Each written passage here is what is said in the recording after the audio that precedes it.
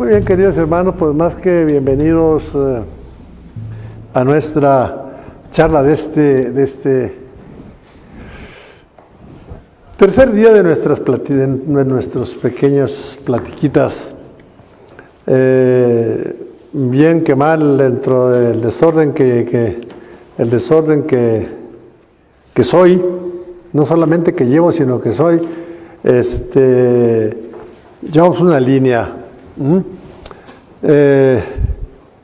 Es el tiempo santo de la Cuaresma, que lo vivimos como una invitación del Señor, como una gracia especial. Necesitamos muchísimo acercarnos a Él y escuchar mucho y muy atentamente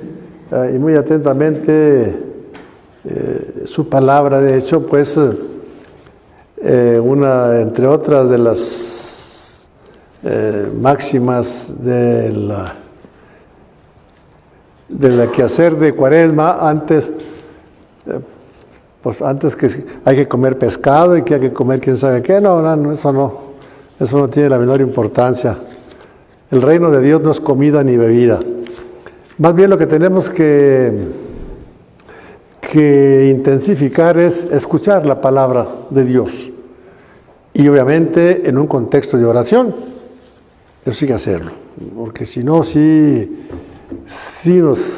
nos desconectamos de la base. Se nos descarga el celular y ya rompemos la comunicación. Entonces, una de las normas es escuchar con más asiduidad, una palabra muy difícil, más asiduamente, con más frecuencia la palabra de Dios. No olvidemos que la nuestra es la religión de la palabra y es la palabra de Dios. Y la palabra de Dios no es como la palabra nuestra, un poco de aire articulado, sino que la palabra de Dios en la palabra de Dios, Dios mismo nos visita. Es esa palabra que leíamos por ahí unos de estos días pasados, que el profeta Isaías dice, así como el agua y la nieve bajan del cielo y no vuelven a mí, hasta luego de haber empapado la tierra, haberla hecho germinar para que dé pan para comer, semilla para sembrar, así será mi palabra. La palabra de Dios, cuando se escucha, es una palabra eficaz. Pero una palabra, escuchar en el mundo bíblico no es un fenómeno acústico, les decía yo, sino es una interiorización, un obedecer esa palabra que oímos. El que escucha mi palabra y la pone en práctica, ese es un hombre prudente que edifica sobre roca. El que la escucha pero no la pone en práctica, quiere decir que en definitiva no la escuchó. Se parece a un hombre necio que edifica sobre arena. Entonces, van a venir las tempestades, las corrientes y van a tumbar la casa. Entonces, es escuchar. Y el tema de Cuaresma, hay tantos motivos tan hermosos. El ayuno, la limosna, ciertamente, la oración, ciertamente, el tema del desierto. De hecho, nos cantan prácticamente todos los días, muy hermoso canto que pone David por ahí, nos has llamado al desierto. El desierto es retador, es imponente, máxime el desierto al que se enfrentan todavía los habitantes de la zona del Medio Oriente, desiertos imponentes. Entonces, impracticables, de hecho, a veces una que otra caravana se animaba a meterse por el desierto, pero habitualmente no lo hacían. No sabes qué va a pasar. Tormentas, es retador, es difícil. Y el desierto viene a significar también tiene un cierto sentido de retiro, de soledad, de silencio. Esto sí es muy importante. Esto sí es muy importante. Silencio, de soledad. El desierto es retador. Y en el desierto también es el lugar donde habitan los demonios, según el concepto bíblico, donde hay que enfrentar, donde se pone a prueba la confianza en Dios. Ese es el problema. Hoy leíamos en la lectura del oficio de lecturas, el pasaje del Éxodo, donde el pueblo de Dios se revela y se atreve a decir, ¿está Dios o no está Dios con nosotros? Y le refriegan a Moisés, para eso nos sacaste de Egipto, para traernos a esta tierra y matarnos de sed a nosotros, a nuestras familias, a nuestros ganados. ¿Está o no está Dios con nosotros? Esa duda, ahí eso fue un hecho proverbial, porque todavía en el Salmo 90 y no sé qué por ahí, que rezamos todas las mañanas, ¿verdad? Me tentaron, como en la fuente de Meribá, ahí me tentaron, aunque habían visto mis obras, dudaron de mí. Fue cuando Dios le dice a Moisés, con esa vara con la que abriste el mar, toca esa roca para que brote agua, y se llenen de agua, hasta que se ahoguen de agua, y sácales el agua y golpea la roca, y dudaron de mí. Ese dudar de Dios, no crean que esto es una historia.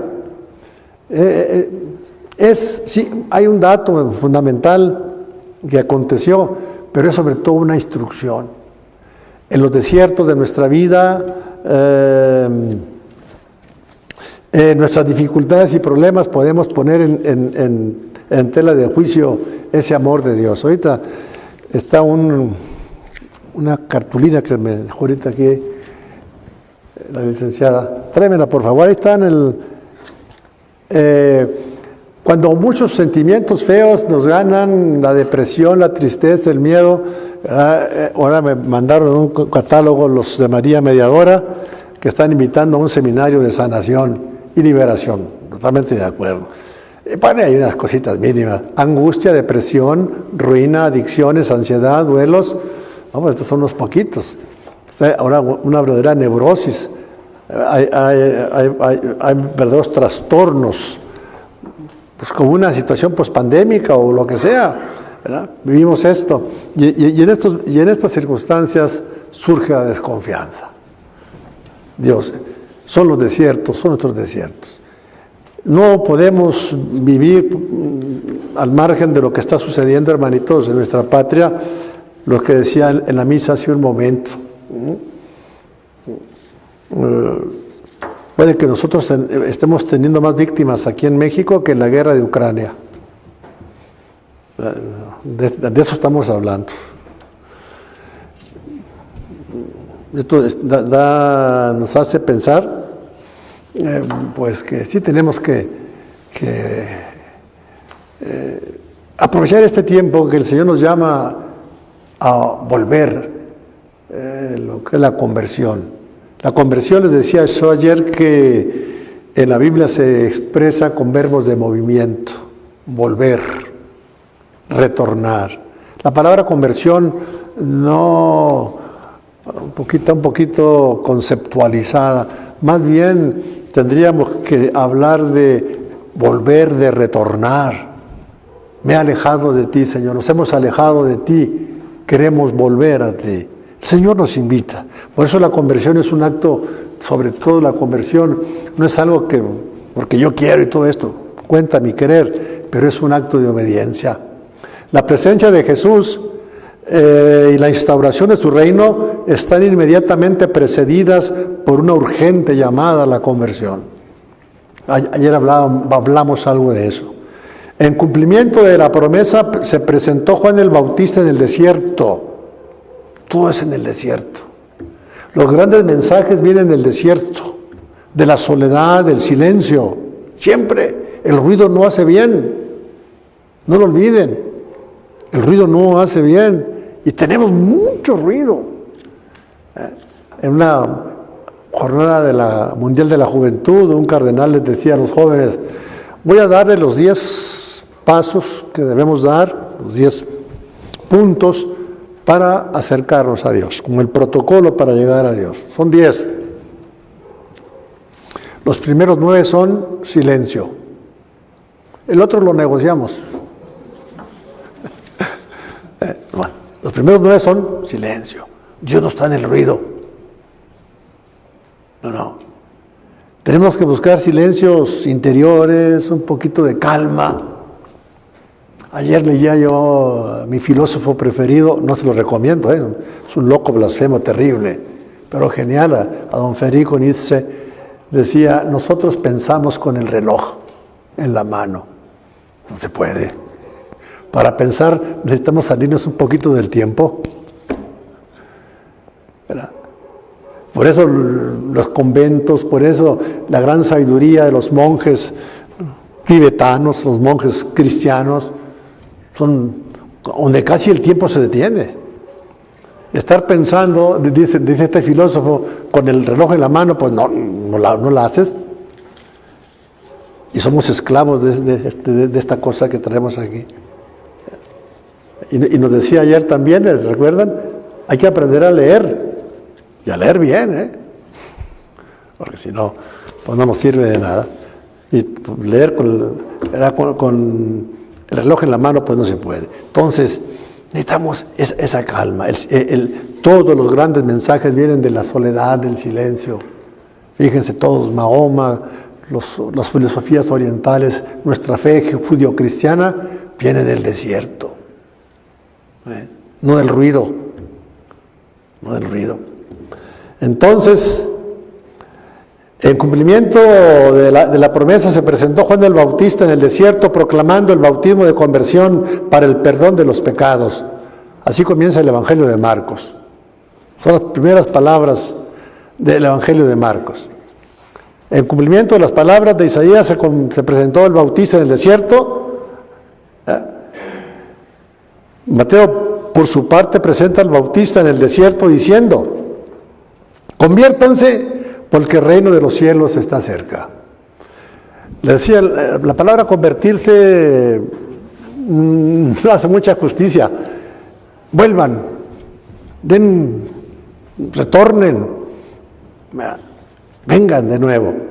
De la misma manera, fíjese, casi idéntica, comienza Jesús su ministerio según estos evangelistas. Mateo dice: desde entonces comenzó Jesús a proclamar y a decir: el plazo se ha vencido, el reino de Dios está cerca, conviértanse, vuelvan a Dios y crean en esta buena nueva. Así es que ante la proximidad del reino exige una actitud como condición esencial para recibirlo. La versión de Marcos comporta elementos todavía más importantes. Luego que entregaron a Juan, Jesús se fue a Galilea, ya se retira de la zona central, cerca de Jerusalén, del Jordán, y se va al norte, a Galilea, proclamando la buena nueva de Dios y diciendo: el plazo se ha vencido, el reino está cerca, el reino de Dios. Vuelvan, conviértanse y crean en el Evangelio. Estas dos actitudes son un llamado. Y entonces la conversión viene a ser precisamente un llamado de Dios, un acto de obediencia de parte nuestra.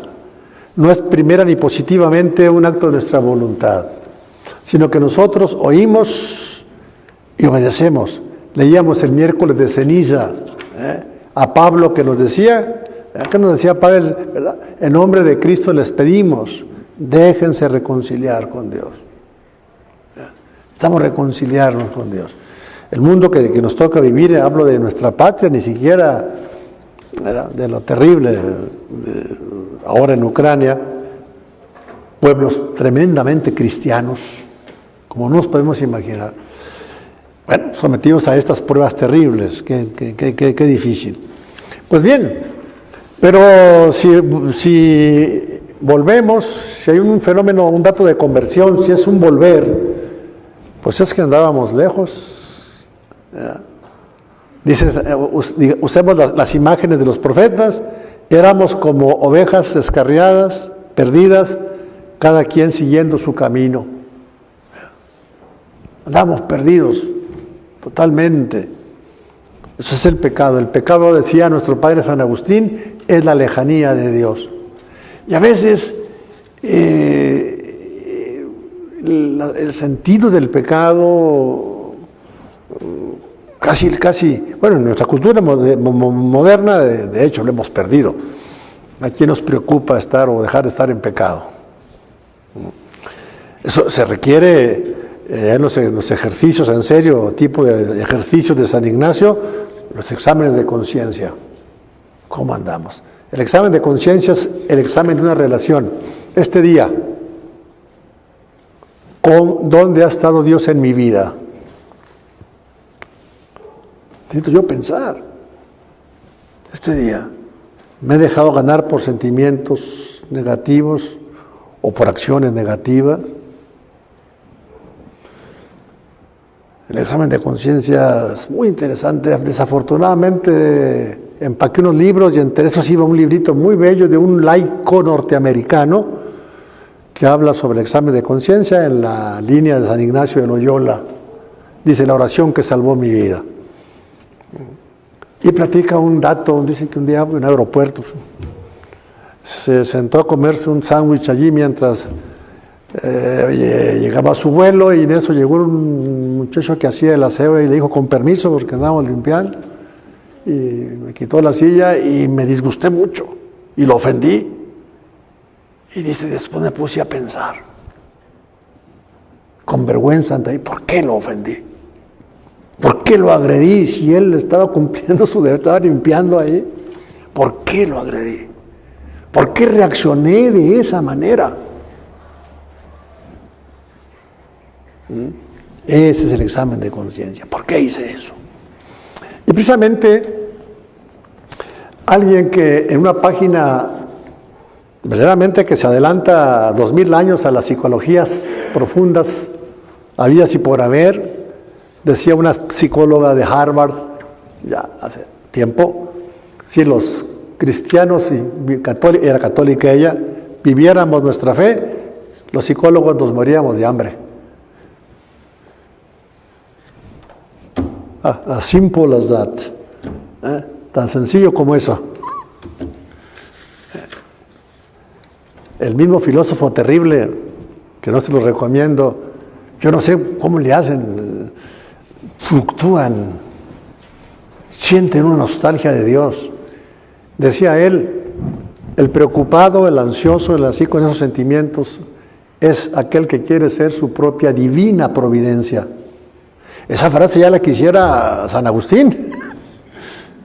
El preocupado, el que vive bajo el miedo, el síndrome enfermizo, ya patológico. El preocupado es aquel que quiere ser su propia divina providencia. Yo era pequeñito, fíjese qué buena memoria tengo, gracias a Dios. Allá pequeñito, íbamos allá abajo de un álamo donde recibíamos el santo catecismo. Ahí nos dijeron que es la divina providencia, que ustedes no saben. No la saben. ¿Qué es la divina providencia? Bueno, vamos todos los niñitos. La divina providencia es el cuidado que Dios tiene de las cosas creadas. El cuidado que Dios tiene de sus criaturas. Esa es la divina providencia. Fíjense en los pajaritos del cielo, no siembran, no cosechan, no tienen graneros, y el Padre Celestial los alimenta, y ustedes valen más que los pajaritos. Pues sí, pero me gusta estar preocupado. Como la tía de don Facundo Cabral, que aquí la cito muy frecuentemente, que prefería la depresión a la alegría porque la depresión le duraba más. Entonces, así estamos. Esta página de Pablo a los romanos se adelanta los 2000 años a la autoayuda, a tantas cosas. El libro del Coelet dice que Dios nos hizo y nos dio todo para ser felices, pero que los hombres nos buscamos muchos problemas. Hacemos todo lo que haya que hacer para ser infelices. Y de pasada, pues a los que están con nosotros, los hacemos batallar también. Eso dice el libro de Coelet.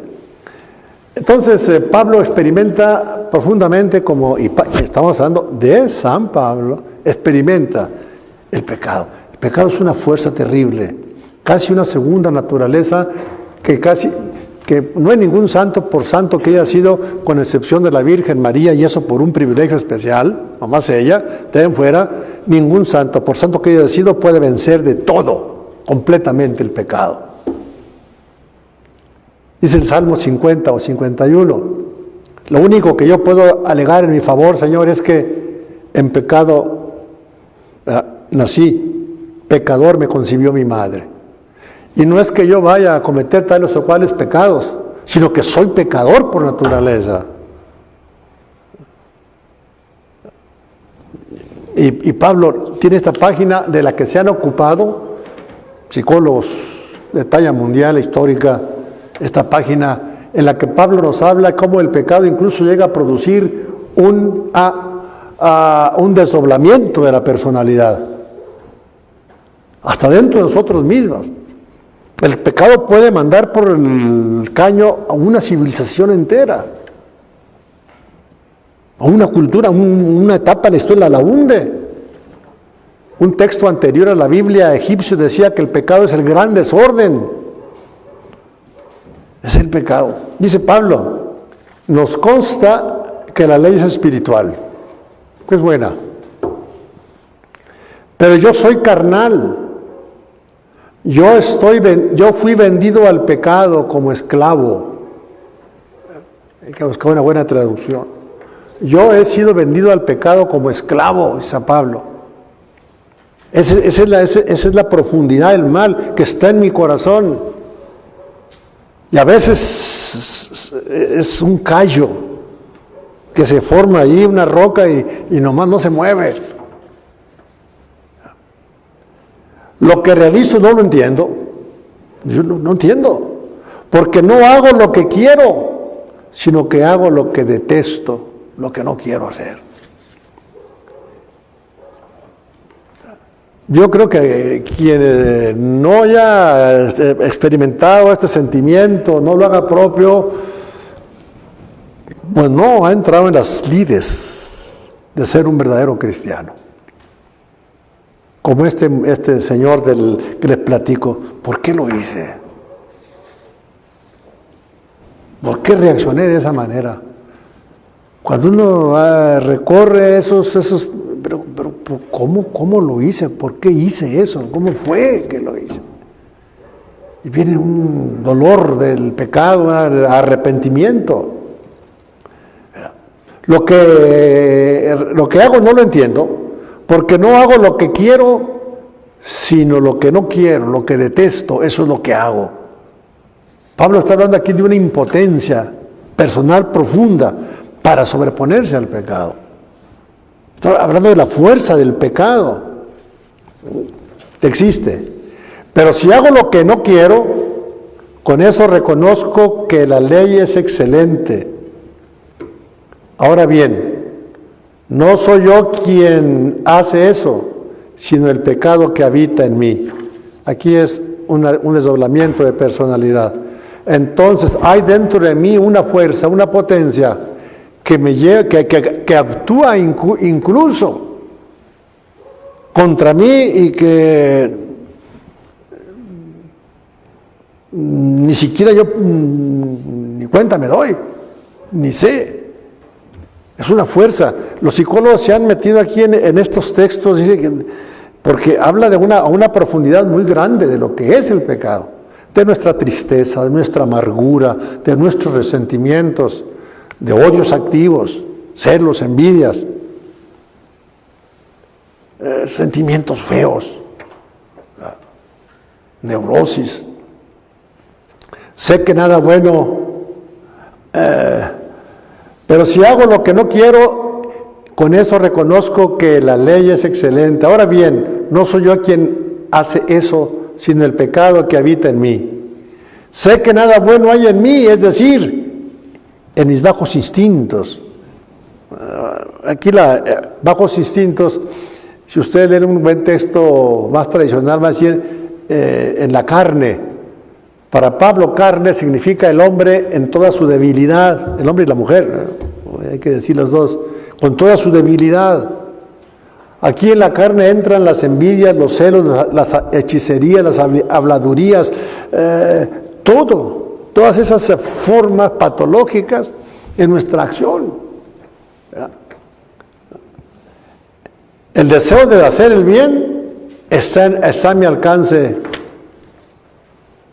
pero hacerlo no. ¿Cuántas veces hago el mal que no quiero hacer y dejo de hacer el bien que quiero hacer? A mí me parece que sobre esto tendríamos que reflexionar. Sé que estoy en cierta profundidad ya, hablando ya para cristianos que debemos, ¿cómo se dice? Pues ir creciendo un poquito más de lo ordinario, ¿va? Un poquito más allá. El desear el bien está a mi alcance, realizarlo ya no. Yo creo que si no hemos padecido esta experiencia, si no hemos vivido esta impotencia, pues todavía no empezamos la lucha. Del pecado que en sus mil formas, a veces imperceptibles, nos domina, que ni lo vemos, no lo vemos en el ambiente, en nuestro derredor, en nuestra propia alma. No hago el bien que quiero, sino el mal que no quiero. Y está hablando el hombre que subió hasta el quinto cielo, en éxtasis. Esto quiere decir que nosotros tenemos que repensar un poquito más, que no estamos tan bien como creemos que estamos. Que el pecado en una de sus mil formas pues está a nuestro derredor, nos domina, nos rodea. Pero si hago lo que no quiero, ya no soy yo quien lo ejecuta, sino el pecado que habita en mí. Eso es totalmente un desdoblamiento de personalidad. El pecado divide, el pecado mata, destruye. ¿Cómo tenemos que revisar? Obviamente, hay que decir algo más ahorita, enseguida. Obviamente, esto no nos lleva a un sentimiento de culpa, sentimientos negativos, no nos lleva a complejos de culpa, no nos lleva a todo eso. Un examen de conciencia, incluso un remordimiento de conciencia o un examen de conciencia no es, como decía, creo que Martín Lutero o Nietzsche, es el espíritu de crueldad que revierte sobre uno. No. Dios no quiere eso. Dios cuando en su misericordia nos muestra el pecado, nuestro pecado, pues es para librarnos. ¿Recuerdan ustedes el pasaje con la samaritana? ¿Están platicando? Sí, con la samaritana. Y el diálogo es interesantísimo. Sí, con la samaritana. Y hasta que Jesús le dice, porque está muy salsa la señora, pues como agarrando un poquito, decimos coloquialmente, agarrando patín, ¿verdad? Hasta que Jesús le dice, ve a llamar a tu marido. No tengo marido. ¿Dices bien? Porque has tenido 6 y el que tienes ahora tampoco es tu marido. Veo que eres un profeta. Cuando Jesús le muestra su realidad interior, no es para ofenderla, humillarla, no. Fíjate bien, vete tú misma en el interior. Veo que eres profeta. El diálogo es un diálogo ascendente a más y más, y la samaritana termina convertida en apóstol, como buena mujer, era feminista, va y saca a todos los del pueblo y los lleva allá a platicar con Jesús. Se convierte en apóstol. Jesús le muestra la realidad. ¿Para qué? ¿Para ofenderla? ¿Para crear complejos? No. Al contrario. paz, que quede libre. Pero si hago lo que no quiero, ya no soy yo quien lo ejecuta, sino el pecado que habita en mí. Y me encuentro con esta fatalidad, que deseo hacer el bien, se me pone al alcance el mal. Fatalidad. Eso a dónde nos lleva una meditación de esta naturaleza. Nos lleva a un buen fin, a una cierta serenidad, calma y un mayor acercamiento a la palabra, y la verdadera sanación está en el sacramento, en los sacramentos de la iglesia, en el gran sacramento de la iglesia, el escucha de la palabra, la oración, el sacramento de la reconciliación, etc. Esa es la sanación. No estamos hablando de una sanación mera psicológica que no se va a lograr. Porque lo que necesitamos es una verdadera sanación interior que solamente la gracia de Cristo puede hacer. Y me encuentro con esta fatalidad, que deseando hacer el bien, me encuentro con el mal. En mi vida, en mis manos. Hay algo que no funciona. Cuando la gente, los hombres de la Biblia,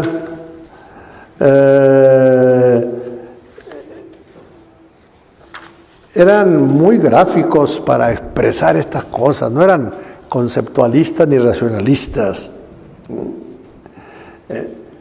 El profeta Jeremías y los profetas en general tenían una especie de sensibilidad sismográfica ante el pecado y ante esa realidad inexorable del pecado.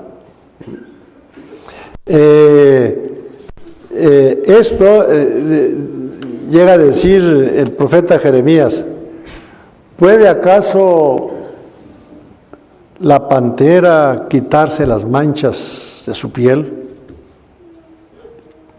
¿Puede acaso el etíope, el negro africano, cambiar el color de su piel? Pues no puede. Así ustedes, los habituados a hacer el mal, ¿cómo van a hacer el bien? ¿Cómo van a hacer el bien? Esas son una temática muy interesante en el mundo de la Biblia. Son muy gráficas las expresiones, muy gráficas. Y me encuentro con esta fatalidad, que deseando hacer el bien, lo que me encuentro es el mal.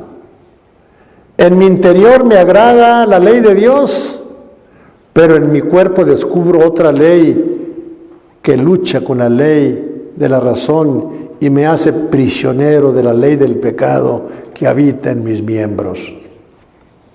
Y si Pablo está moviéndose a ese nivel, repito, texto del que se han ocupado psicólogos de talla mundial e histórica, porque este es un análisis a una profundidad tremenda de la persona, muy profundo, muy profundo,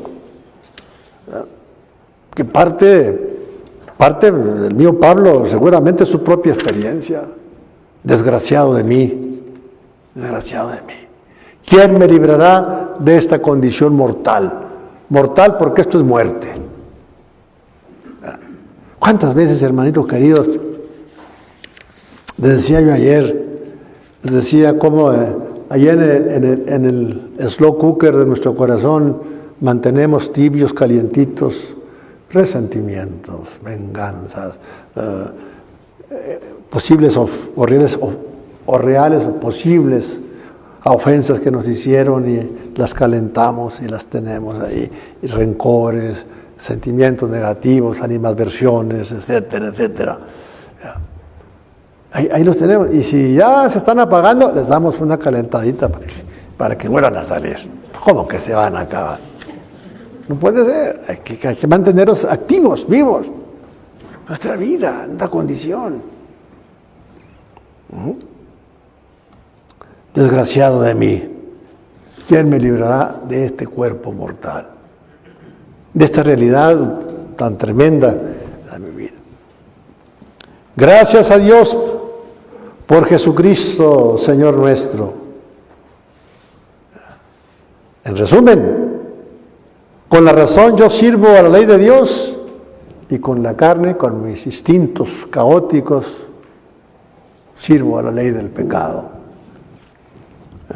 Entonces, Pablo es el hombre de los contrastes, de las luchas, en la que se va enfrentando esto. Y aquí sí, no hay psicología que llegue a esa profundidad. No existe. Todavía no se inventa, por profunda que se autodenomine, todavía no llegamos a ese punto. Entonces, de aquí que brota un sentimiento negativo de depresión, un sentimiento negativo de impotencia. En realidad somos impotentes, sí. Pero no estaríamos hablando de esto si es el capítulo 7 de la carta a los Romanos, si no nos moviéramos un poquito hacia el capítulo siguiente, que es el capítulo 8. Una de las páginas inmortales del apóstol Pablo, capítulo 8. Allí, ese capítulo 8, quien nos libra de esta condición maldita, terrible, del pecado, que es como una segunda naturaleza en nosotros, es la fuerza y la gracia del Espíritu de Cristo. Y el capítulo 8, ahí Pablo sale por la puerta grande.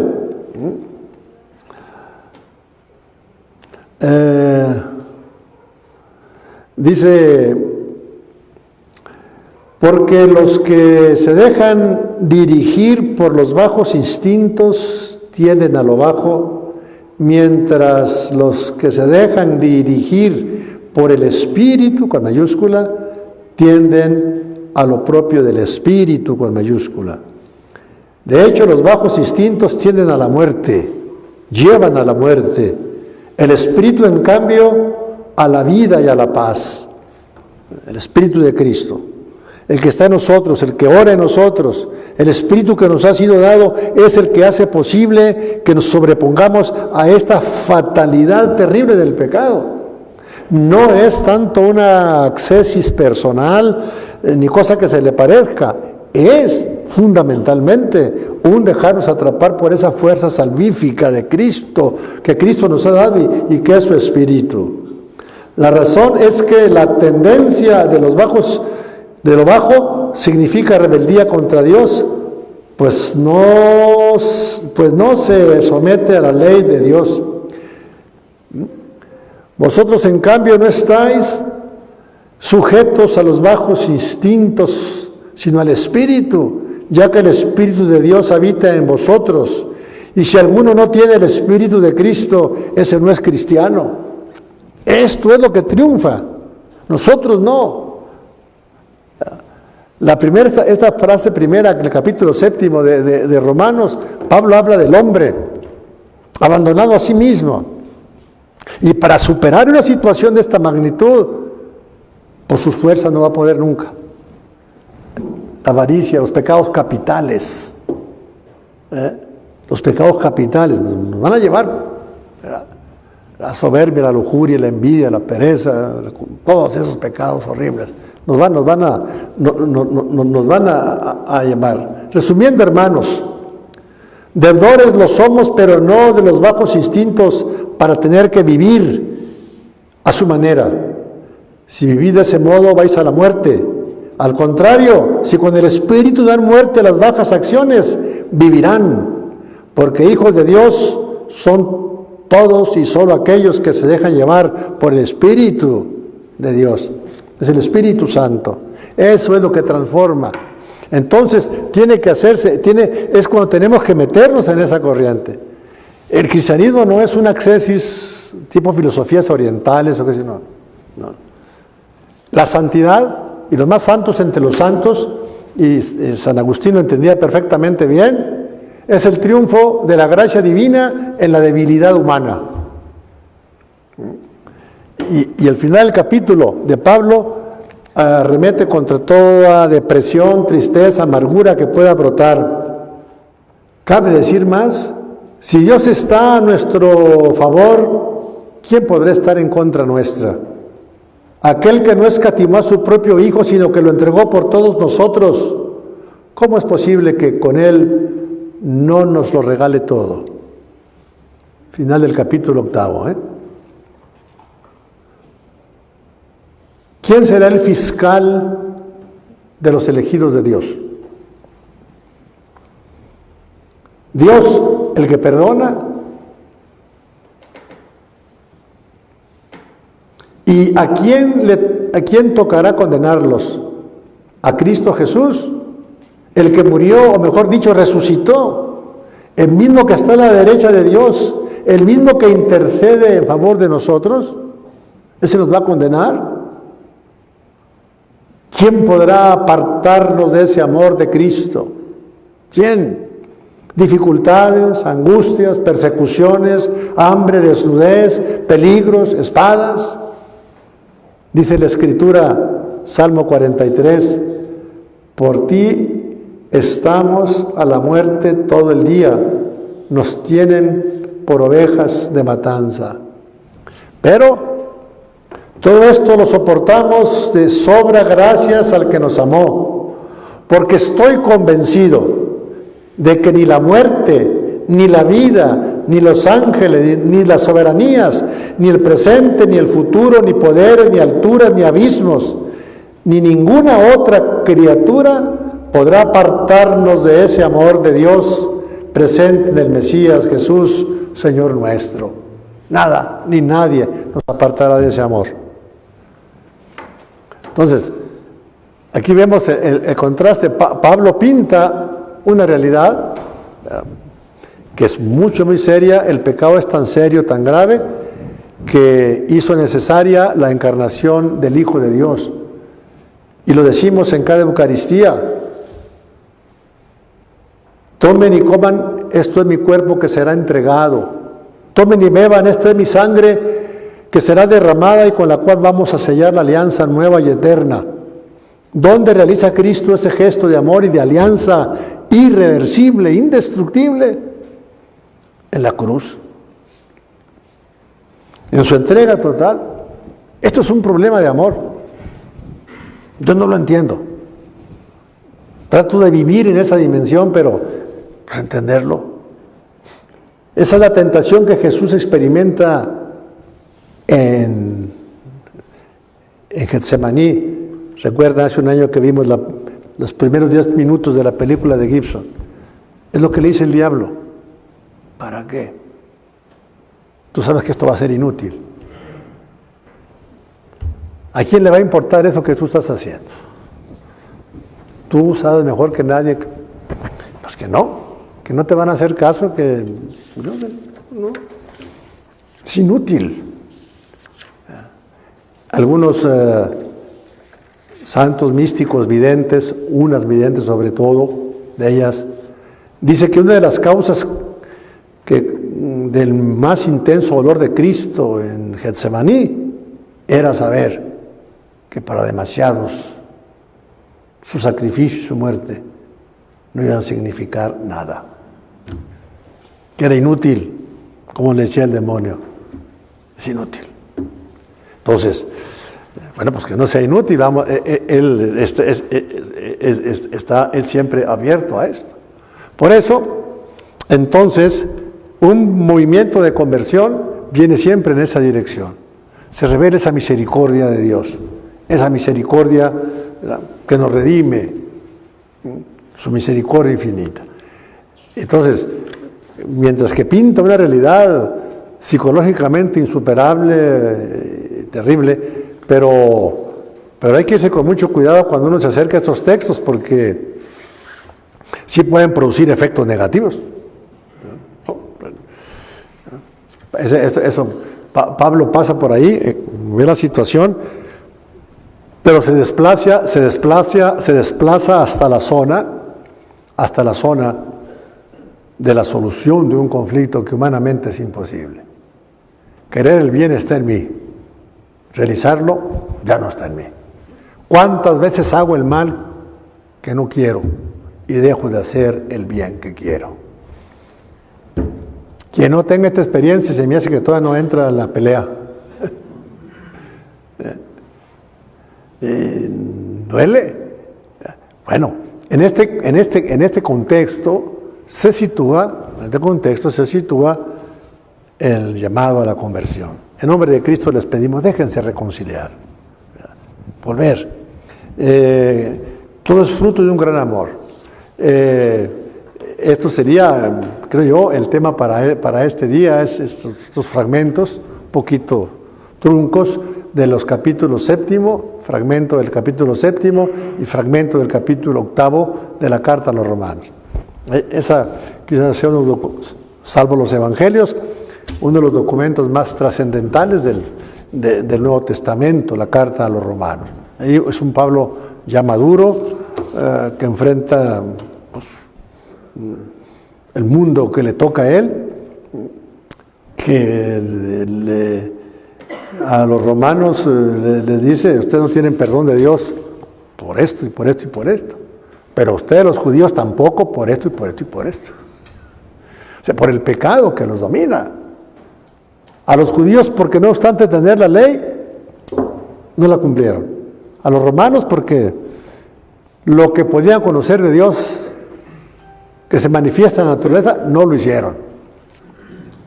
Sino que se hundieron en sus pecados. Quien quiera leer una página temblante de la carta a los Romanos, lea al final del capítulo 1. Una lectura que casi está prohibida en la iglesia. Ustedes nunca la han escuchado, ni la van a escuchar. Lean la parte final del capítulo 1 de la carta a los Romanos. Supera a los historiadores romanos, Pablo. Ese es el pecado. Es un pecado social. Es una sociedad podrida que al tiempo andado se va a caer. Y a Agustín le va a tocar esa caída. Ese derrumbe de un imperio, precisamente porque sus valores se habían destruido. Ha muerto. Y se derrumbó, ¿verdad? Antes Grecia y antes Egipto y antes Babilonia, por gravísimos desórdenes en la vida de ellos. Entonces, hermanitos queridos, de esa situación es de donde el Señor nos dice: sálganse de ahí, sálganse de esa zona, vénganse, y si mañana ustedes vienen, y si no yo solo, no sé qué, mañana terminamos precisamente con el gran tema de la misericordia de Dios. El gran tema de la misericordia de Dios. Por esa misericordia nos ha amado hasta la locura. Y pues el amor con amor se paga, sencillamente, y punto. No hay nada más que hacer. Pero los psicólogos nos dicen que cuando en la religión cristiana se nos pide el amor, se nos está pidiendo lo más difícil que se le puede pedir a un ser humano. Eso dice Erich Fromm, No se van a enojar conmigo. Dice Fromm que ¿cuántas personas conoce usted que amen realmente? Y dice él que nos van a sobrar dedos. No se enojen conmigo, es Erich Fromm, en su librito El arte de amar, en el prólogo. ¿Sabe? Eso es, por eso todo el peso, toda la carga específica del Evangelio, como lo hemos meditado estos domingos, está en el amor. Hermanitos queridos, pues mañana concluimos, si ustedes gustan, en un último tema, precisamente sobre la misericordia de Dios nuestro Señor, un tema que muy bonito, y cerramos nuestras charlas de Cuaresma. ¿Sí? Bueno, pues nos despedimos de nuestra Madre Santísima, la Virgen, ella una mujer disponible al Espíritu, una mujer oyente de la palabra, mujer del silencio, de la oración, de la escucha, mujer del silencio, disponible totalmente en manos del Espíritu. Hágase en mí conforme a lo que has dicho. Y modificamos todos los planes que teníamos. He aquí la esclava del Señor.